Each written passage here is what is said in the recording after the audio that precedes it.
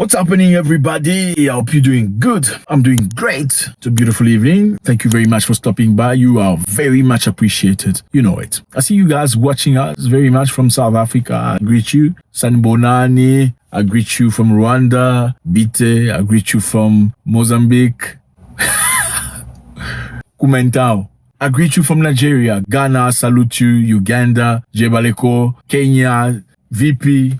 Somalia, Ethiopia, Liberia, Sierra Leone, I see you from all over the place. The United Kingdom, United States of America, and all over the world. Thank you very much. So today we're talking about something very interesting. Again, we're talking about Namibia. Yay, Namibian. Yeah, the Namibian president, sorry, I think I'm going to murder his name. H.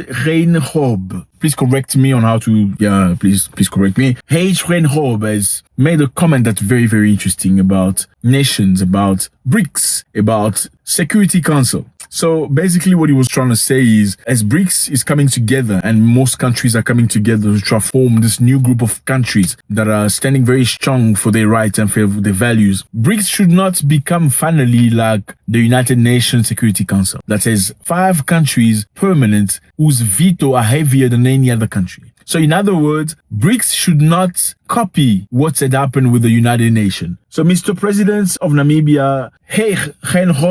has taken a swipe at the United Nations Security Council as it continues to come under sharp criticism for what some have labeled as undemocratic veto right. This means one of the permanent member states can prevent a majority of the Security Council from taking any action. So basically what happened with the Security Council, for those of us who don't know, we have the Security Council with permanent members are 5. There are 5 countries that are permanent members. The other countries of the world are just visitors. They're not permanent. Yes. So 5 countries can decide for the world. 5 countries. We have the United States of America. We have the UK. We have France. We have China and Russia. These are the 5 countries that can decide whether they're going to be war or attack in a country or not. Yes. However, how does this work? If 35 countries say we don't want war in this country, Iraq, and one country say yes, we're going to have war in Iraq, this one person overrules 35 other countries because he's a permanent member of the Security Council. Yeah. So is that justice? Let me ask you, is that democratic if one country has more power than 25 other countries just because it's either France, UK, USA, Russia, or China? Exactly.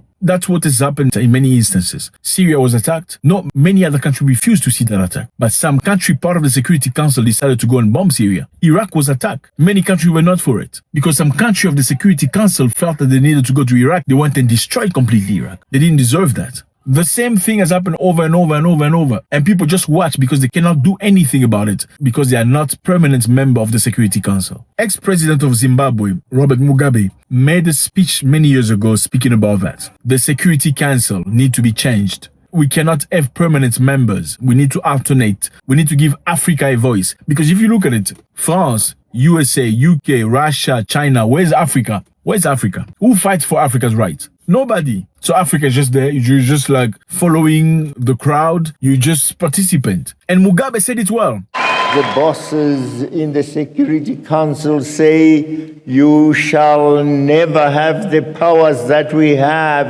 as permanent members. And we have asked and asked and asked. And asked and asked. Reform the Security Council.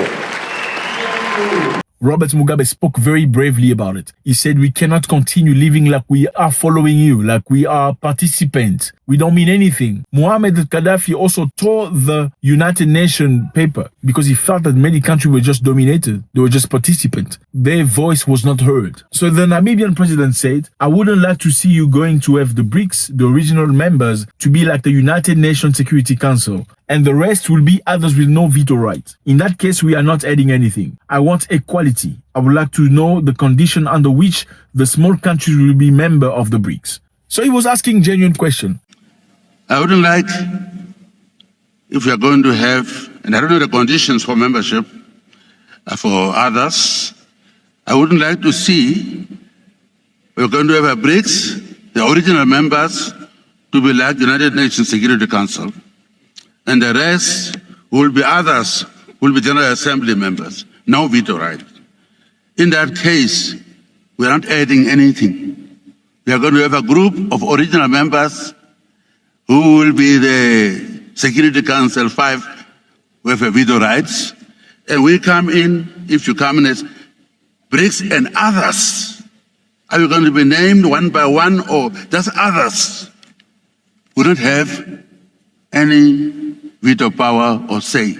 Is BRICS going to be like the Security Council, the United Nations Security Council, where only 5 countries are powerful, 5 countries are making the decision, 5 countries can control everything? They can say yes if you say no, we don't care about your no. They can say no if you say yes, we don't care about your yes, because they decide. If you look at BRICS, BRICS stand for Brazil, Russia, India, China, and South Africa. 5 countries. Like the Security Council at the United Nations. What's going to happen with the other countries that are coming in? Are they going to have equal rights? Are they going to be listened to in the same way? Will their voice be heard? You know what, fellas? The BRICS was created in order to counter some action from the West. Basically, the West came together, formed a group, they cooperated, they worked together, they listened to each other, they are in unity. They then created the SWIFT system. The SWIFT system allows you to send money from your country to your brother in another country. The SWIFT money allows you to send money from one bank account in Nigeria to another bank account in Gabon or in Japan. The SWIFT system is the system that allows companies to exchange money, to buy things, to acquire, to export and import. If your bank is not part of the SWIFT system, you cannot be able to change or buy or do anything. Unfortunately, Western countries started using that against other countries. If you disagree with them, they block you from the SWIFT system. And that's happened to many countries. Even Russia, in the beginning of the war in Ukraine, they were cut completely off SWIFT system, disallowing them to do exchange, to export, to import, to buy anything. China was victim of that also. Now, as you can imagine, if you have to punish somebody repeatedly because of one thing, let me give you a simple example. You have somebody living in your house, and whenever he does something you don't like, you tell him, hey, I'm going to kick you out of the house. Whenever he touches the food and want to eat, you say, I'm going to kick you out of the house.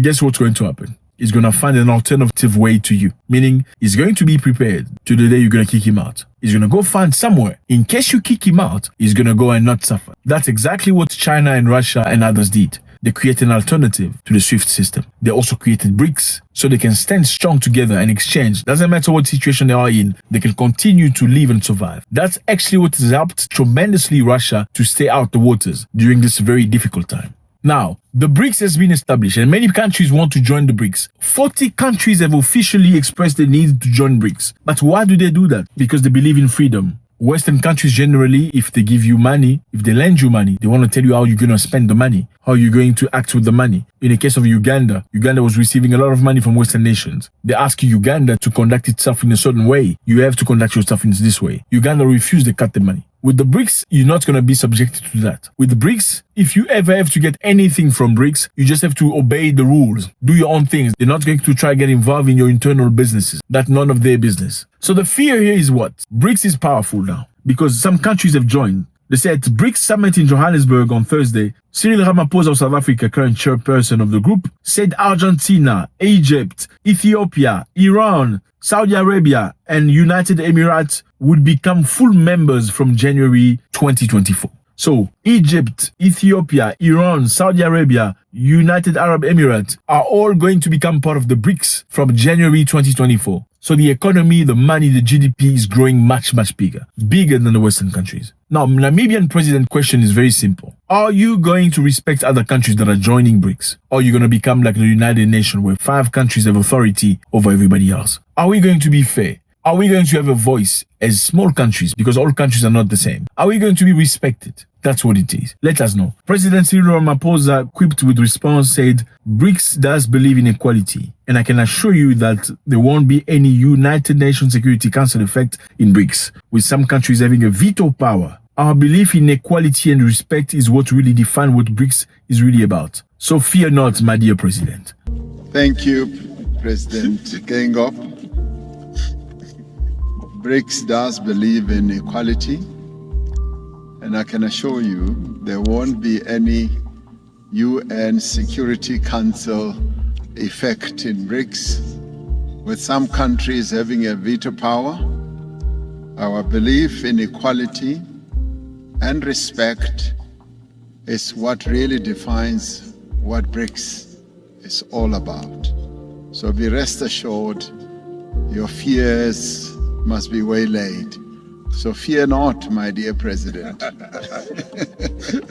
Let me know how you feel about this, fellas. Is BRICS a danger to the world in other forms? Are they going to copy what the United Nations used to be? Security Council. Because what comes with power comes with a lot of responsibilities. Do you think this president will have the responsibility, once they have the full power, to treat other people in a way that is respectable? Let me know how you feel about this. Don't go without leaving your comment. God bless.